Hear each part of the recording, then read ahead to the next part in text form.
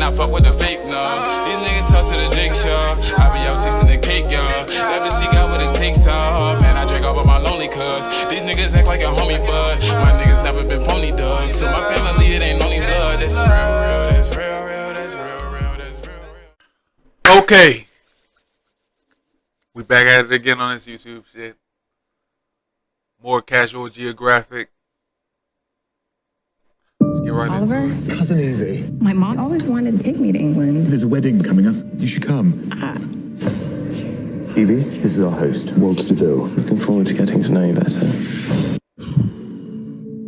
Let's talk about Freya.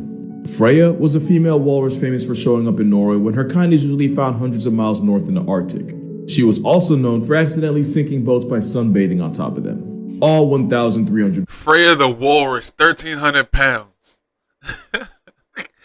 These motherfucking animals be big as shit. You know, tigers be like 400 pounds. I'm like, God damn. We was talking about tigers last video. Pounds of her. But what made Freya different from other walruses was that not only was she not afraid of people, she was curious and would actively approach them. And it wasn't long until Freya gained a fan club that would gather around just to watch Freya be herself. But you already know how it goes, we can't have nice things. Crowds of people would completely surround her and get close enough to touch her, and some people would even throw things at her. Now you would think people would be smart enough to social distance from something in the same weight class as a car. But then you'd be giving people a lot of credit they don't deserve. In one incident, Freya chased a woman that got too close into water. Even with all these problems, officials said that taking her out would be the last possible option and that Freya would probably just leave on her own. Well, she didn't, and neither did the people that were told to leave her alone. Now they could have tried to relocate her, but tranquilizing and hauling something that can weigh 4 shacks can go wrong in a lot of ways. So on August 14th, they took Freya out. Permanently. With the only thing she ever did wrong was trusting people. You wanna know the worst part though?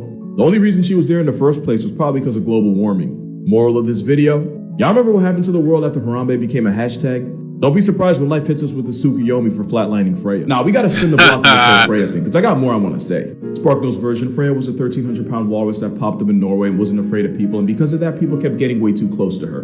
Despite the whole, 1,300 pounds. People love getting close. What kind of people was getting close to a fucking 1,300-pound walrus? It was probably white people, cause they do shit like that. Get close to a 1,300-pound wild animal.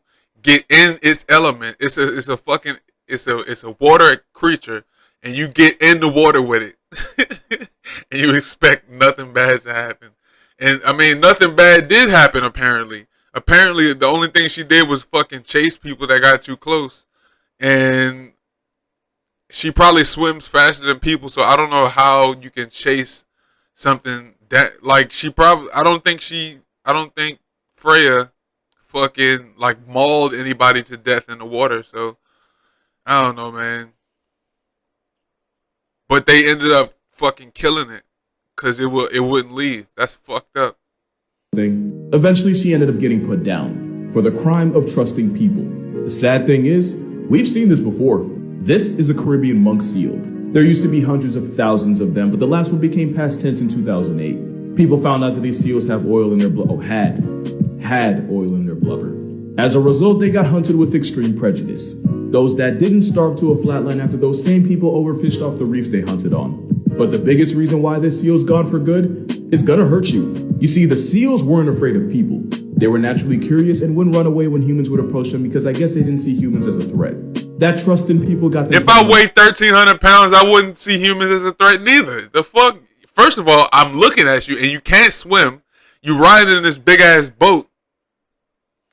Like, I'm not scared of that shit. Why would I be scared? Unless I was, you feel me? Unless somebody was telling me that humans are something to be scared of.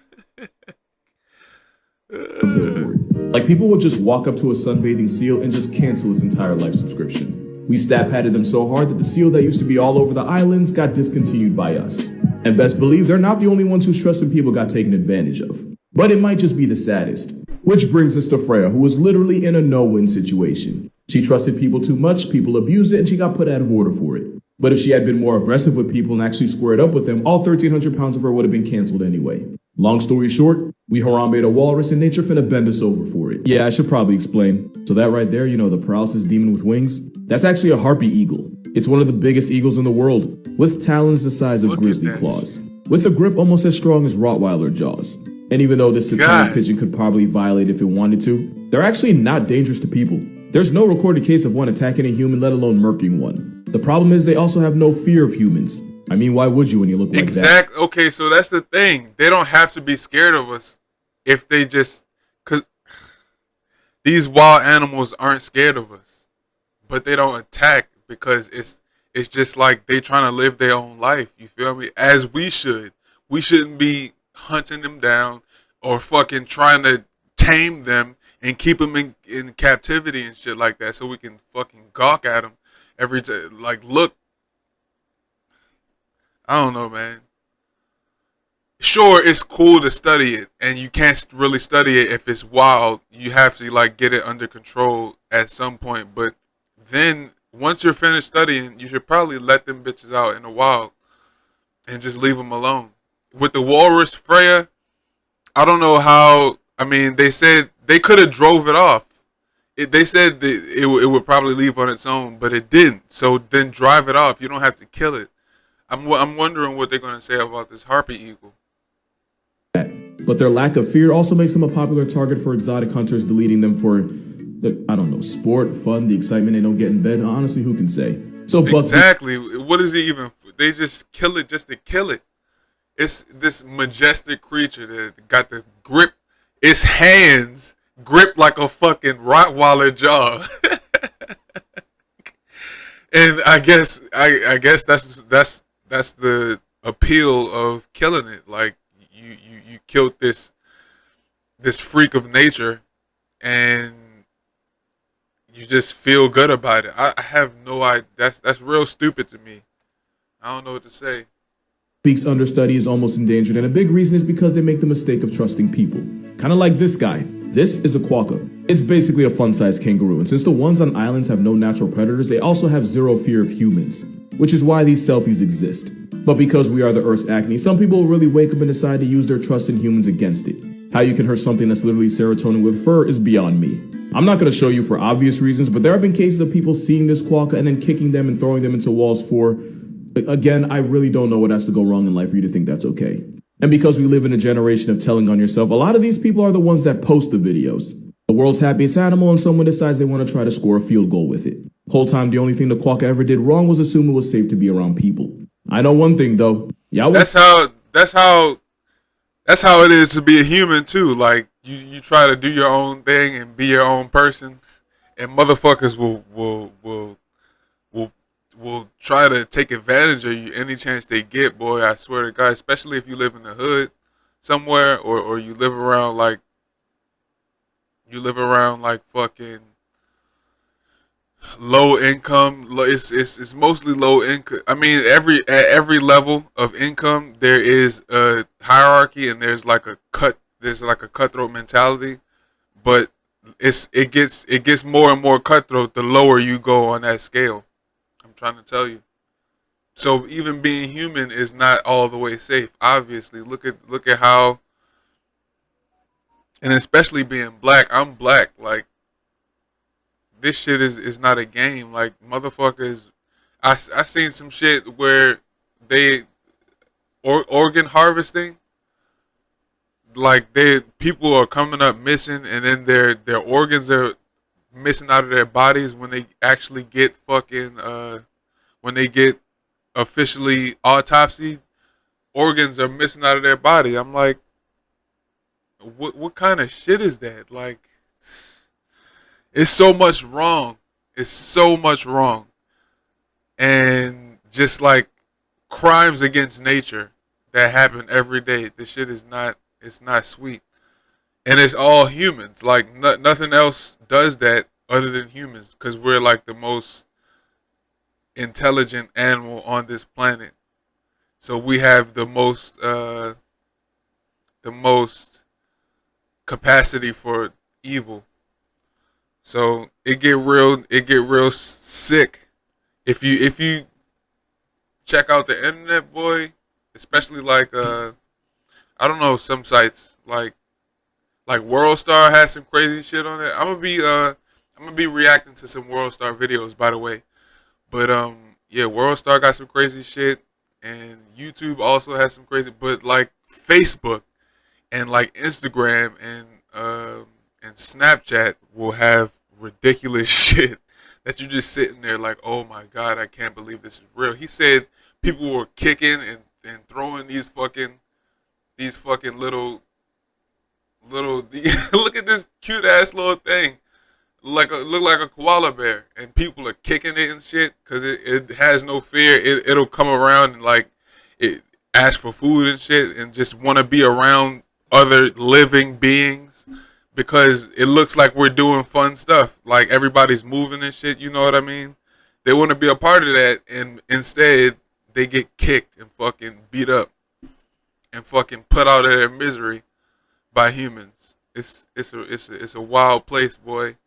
You got to be on your toes at all times, especially if you're walking around here in a low income area. Like me. Something that's literally serotonin with fur is beyond me. I'm not going to show you for obvious reasons, but there have been cases of people seeing this quokka and then kicking them and throwing them into walls for... Again, I really don't know what has to go wrong in life for you to think that's okay. And because we live in a generation of telling on yourself, a lot of these people are the ones that post the videos. The world's happiest animal, and someone decides they want to try to score a field goal with it. Whole time, the only thing the quokka ever did wrong was assume it was safe to be around people.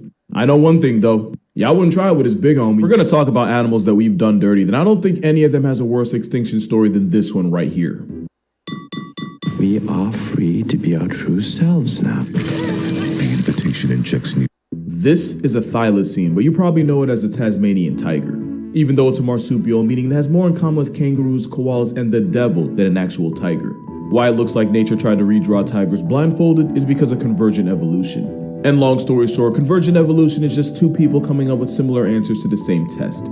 Anyway, the Tasmanian tiger was an apex predator, meaning if you ever wanted to call Australia or Tasmania home, you'd have to pay property taxes to the thylacine. Its downfall started the second settlers touched down in its area code and started colonizing the hell out of them. Not only did these settlers start gentrifying their home, they also air-Ubered a bunch of European-born diseases that the thylacine was not ready for. But what really did them in was the Tasmanian government straight up putting bounties on their heads. People were actively encouraged to take the Tasmanian tiger off the census, which meant hunters dropping career highs on their numbers just to feed their families. It also didn't help that when settlers first came on the scene, a new challenger came with them. The introduction of dingoes by settlers just meant more competition. And if they didn't help drive the thylacine to oblivion, they certainly didn't make life any easier. Farmers didn't take any pity on them, as they would murk thylacines on site to protect their livestock. To add insult to genocide, we now believe that the thylacine's jaws were actually too weak to kill the sheep they were accused of taking. So we pretty much racially profiled them to extinction. And to make it worse, because even nature decided to get its licks in, some researchers believe that the sheep deaths that the thylacine got blamed for were actually caused by dingoes. The same dingoes that settlers brought in the first place. So between trigger-happy humans, canine competition, and European germs, the thylacine's ticket was pretty much punched. But once we realized how close they were to becoming a history lesson, we finally decided to help try to bring them back from the brink by raising them in captivity. Which went well, until a bunch of them caught distemper and became chalk outlines anyway. The last wild thylacine was shot in 1930 by a farmer whose name I'm not even gonna bother saying. And after all that, the last man standing was a male Tassie tiger named Benjamin in the Bohart Zoo. Until he got put on a shirt in 1936, ultimately ending the entire bloodline. Now class, anyone want to take a guess how Benjamin became a hashtag? Well, a little fun fact about Tasmania, on rare occasions the days can be blisteringly hot while the nights become brutally cold. One night Benjamin got locked out and froze to a flat line. Cause not even the forces of nature were about to let him slide. And that's how the last of an entire species died. Charge it to the motherfucking game, boy. These fucked up things that happen, a lot of it is driven by, you know, individual events, but a lot of it is also like branches of those events. So I mean, for a motherfucking tiger to freeze to death, the last of its kind, for it to freeze to death is real fucked up. Like almost as like a lot of shit is fucked up, man. I don't know what to say. Someone left him out. And to add insult to extinction, the thylacine was officially given protected species status 2 months before they got discontinued for good. After decades of putting them in Twitter bios, that feels like gaslight. Now there have been talks of scientists trying to bring the thylacine back, and some who believe the thylacine never left at all. We just haven't found the rest yet. And to be honest, I don't really see how that's possible, unless they have NordVPN. because NordVPN creates an encrypted tunnel for you and your data and protects your identity by hiding your IP address. Meaning you can go ahead and enjoy all the perks of the internet, with whatever that may be, I don't really judge, without having to worry about your data being sold to the highest bidder. You have the option to connect to one of thousands of different servers across several different countries all around the world. For example, if you want to watch SpongeBob on Netflix but can't because you live in the States, you can enjoy the benefits of Australian servers without having to square up with Kangaroo Jack. And with super fast servers, you never have to feel like you're compromising security over Kangaroo. You see, this shit, it's not even like, but I'm not scared of no kangaroo. That's the thing I'm trying to say. speed, or speed over security. Ask cheetahs how important that is. And with NordVPN's threat protection, you can enjoy your internet. And because I'm not, and I know that they're not scared of me, so it comes down to who is more prepared to fight. And I feel like I would be, because first of all, I'm a human. I'm smarter than a fucking kangaroo, and I would win. I'm more agile than a kangaroo, even though it's stronger than me. It's more than likely, it's most likely stronger than me, and it has claws, but I can dodge them claws. You feel me? I'm not losing to no kangaroo. Experience without having to worry about ads, trackers, or malware. So to protect your data and get the most from your streaming service, go to nordvpn.com/casualgeographic to score a huge discount only available for a limited time. And with Nord's money back guarantee, it's basically risk-free. You know it's not risk-free? Well, if you're a thylacine, breathing. So you remember how I said we've done some really questionable things in the name of science like this? Well, once we attempted something so unethical that all I have to say is one word for you to truly understand what time it is.